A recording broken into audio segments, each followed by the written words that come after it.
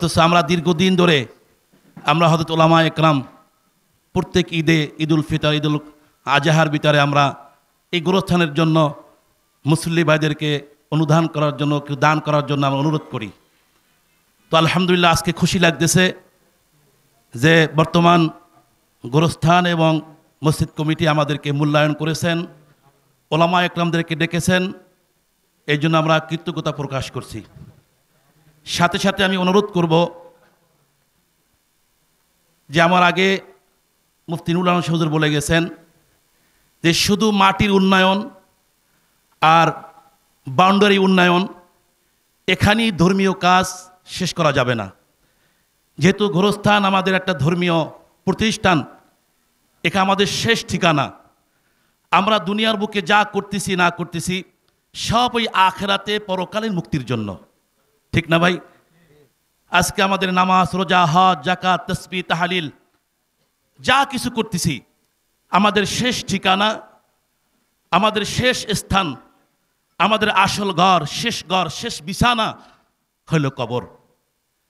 আর এই শেষ বিছানা কবরস্থানে কি আমল চলবে, কিভাবে চলবে, কিভাবে এ পরিচালনা করবে, এটা সরকারে দো আলম নবী মুহাম্মদ রাসূলুল্লাহ সাল্লাল্লাহু আলাইহি ওয়াসাল্লাম হাদিসের মাধ্যমে ১৫০০ বছর আগেই আমাদেরকে দিক নির্দেশনা ফর্মুলা দিয়ে গেছেন, ঠিক না? এই জন্য ভাইরা আমার, আমরা বিগত দিনে দেখছি অনেকে আবেগে অনেক কিছু করে ফেলে, কিন্তু আজও সেই কাজগুলি কোরআন হাদিস সমর্থ করে না। এই জন্য বর্তমান কমিটিকে আমি অনুরোধ করব এবং এলাকার সকল আইম্মায়ে মাসাজিদ, এই গোরস্থানে আওতাধীন সকল ইমাম সাহেবদেরকে অনুরোধ করব, আমরা সকলে সুপরামর্শ দিয়ে আগামীতে এই গোরস্থান আমাদের শেষ ঠিকানা যেভাবে কোরআন সুন্নাত মতো চলে, আল্লাহর বিধান মতো চলে, রসুলের সুন্নাত মতো চলে, শিরক মুক্ত, বেদাত মুক্ত আমরা কবরস্থান চাই, ঠিক কিনা ভাই?